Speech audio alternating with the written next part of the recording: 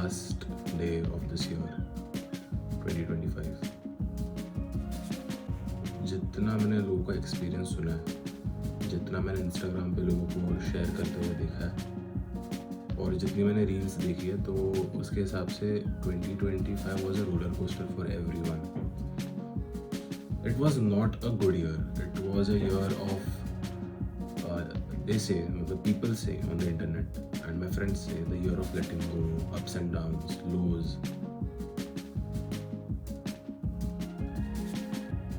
पर मैं एनालाइज करता हूँ, मतलब कर रहा हूँ on the last day of 2025, जब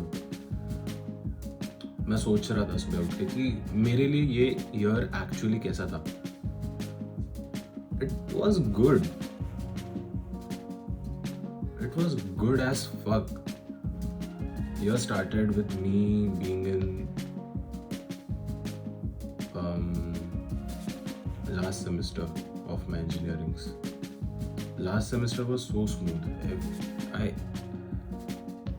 I did everything so beautifully. At the same time, I was preparing for my TOEFL. I gave TOEFL. I got good grades in TOEFL. Was that a bad angle at which I was talking to? पर हाँ, मैंने TOEFL दिया, मैंने engineering 8th semester इतने बढ़िया से दिया. I got the highest in my 8th semester. मेरे को उतना ज़्यादा CGPA मेरे को कोई भी सेमेस्टर में नहीं मिला था. देन आई रिमेंबर 2024 के ईयर एंड पे मैंने एक वो करा था, रिचुअल कह सकते हो, करा था, जहाँ पे मैंने 12 ग्रेप्स खाई थी and there I manifested as a partner. 2025 के स्टार्टिंग में I went out with one girl. फिर मई में 2025 में I went out with another girl जिसके साथ I was in a relationship. She is my ex now till last week. So it's been a week we broke up. And May से लेके December तक we were together. 4 months we were together IRL and 3 months we were in a long distance relationship. Was it good? Was she the person I always wanted to be with? बिल्कुल नहीं. In fact, on the first day, जब वो मेरे बाजू में सोई थी, मेरे हाथ पे सोई थी बेड पे, मैं सोच रहा था कि क्यों मैं खुद को इसमें इन्वॉल्व कर रहा हूँ, क्योंकि she was never the person I wanted to be with. पर काफ़ी सीरियस चीज़ें की हमने साथ में, काफ़ी प्रॉमिसेस किए. I had a very good time with her. मैं जब उसके साथ था, I was getting used to her. मेरा ऐसा हो रहा था कि ठीक है, she might not be perfect, but अभी मैंने चूज कर लिया तो I won't let her go. मतलब I will change myself for her and I will like, and she is also changing. मतलब there were some issues कह लो या the way she was, I never wanted that in my partner. पर काफ़ी serious चीज़ें हमने कर ली थी साथ में, इमोशनली भी और फिजिकली भी, तो I changed myself for her. और काफ़ी कुछ उसमें the way she was not perfect, पर मैंने उसको बोला कि you have to change this, I don't want this to be like this, so you have to be like this, you have to change this. उसने वो बिना सोचे समझे करा चेंज. और वो खुद जितने भी टाइम के लिए हम साथ में थे, she herself was a changed person. She was not someone जो पहले वो थी मेरे से मिलने से पहले. But at the end, there was no emotional maturity from her side, no being available. बहुत ही weird सी रहने लग गई थी वो, and it ended. The funny thing is, खत्म होने के बाद, she started doing the exact same things जिससे मैंने उसको बाहर निकाला था.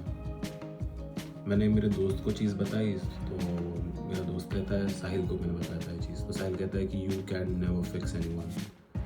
जिनको जैसा रहना है, जो जैसा होता है वो वैसे ही होता है. You can never fix anyone. उस चीज़ से मैं काफ़ी ज़्यादा रेजोनेट करने लग गया। देख के थोड़ा अजीब लगता है, देख के ये fix, but this is fix के अभी I can not go back to her. एक आई डोंट नो, इंटरनेट पे मैंने कहीं पे तो सुना था कि what I did was I literally took a pig out of filth. मैंने उस पिग को नहलाया, उसको स्क्रैप किया, I legit showered with that person skin to skin. मैंने उसको उसके गंदगी से निकाला, पर जब सब कुछ खत्म हो गया, वो पिग अपने सर के बल डायरेक्ट उसने डाइव मारी गंदगी में फिर से, which to me now is very unattractive. Is it bothering me? Not at all.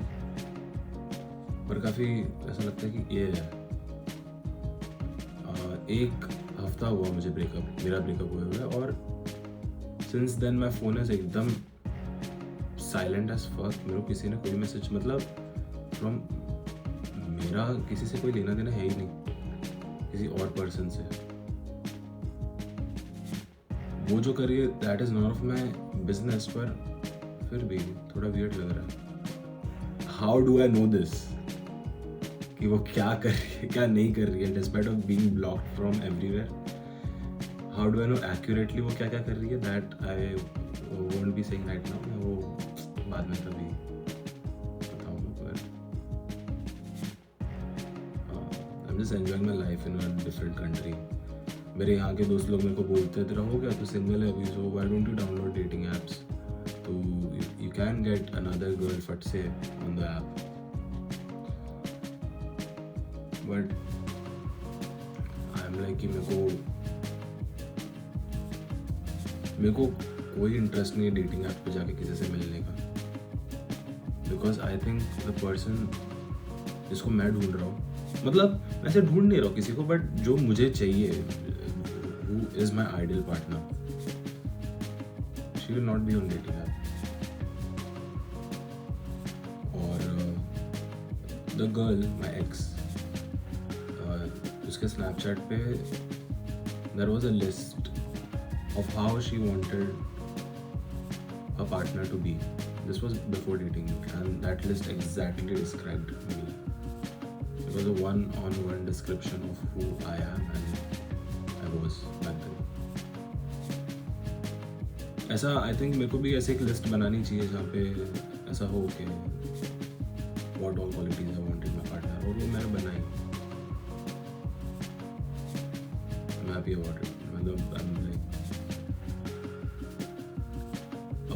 एक लाइन है, अर्पित बाला बोलता है कि do not hate the player, hate the game, and you can only win this game if you stop playing it.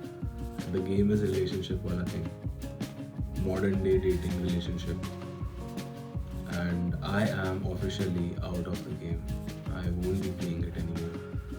जैसा हर एक player खेलता है, मेरे को कोई इंटरेस्ट नहीं डेटिंग ऐप पे जाने का। I have no interest taking a girl out on a date. मतलब I have interest, but मेरे को उस I want कि she comes naturally to my life. I don't want ऐसा artificial कि मैं कहाँ राइट स्वाइप कर रहा हूँ 10 लड़कियों को, उसमें से एक लड़की। No, I don't want that. And I will be very particular this time. ऐसे नहीं कि कोई भी। A very big part of why I was with this person, you can say कि it was because of the physical intimacy. Yeah. The interesting thing is, मैंने last year New Year's पे मैंने 12 grape ritual किया था, and I manifested something जो exactly उस लड़के में थी। जैसे कि I want that girl to be, her skin to be a fairy white. I want her थोड़ी short, I want her chubby, I wanted her to be Bengali and the same. तो ये सारी चीज़ें थी उसमें, बट काफ़ी सारी चीज़ें ऐसी भी थी जो मेरे को चाहिए थी मेरे पार्टनर में, बट मैंने उस टाइम वो मैनिफेस्ट नहीं करी, तो वो चीज़ें उसमें नहीं थी। बहुत पार्टनर ये वो हो गया, but I just wanted to let it out and I think I will put this on the internet. I am so done, but I am happy. I am working on myself. I am seeing results of everything. My exams are coming, so I can not give my time to this any more. ये बंद कर दूंगा मैं भी. बंद कर दूंगा in the sense you can say stocking हर भी फ्री टाइम कभी कभार, not out of love, just out of pity, but मैं बंद करूँगा. By the way, she has blocked me from everywhere. Still, I know what she is doing because I have those powers.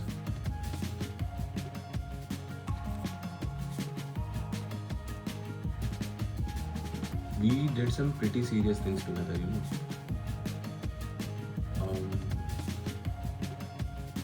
फिर भी after breakup के अगले दिन पे काफ़ी सारी अजीब तो नहीं कह सकते, वियर्ड चीज़ें उसने करी.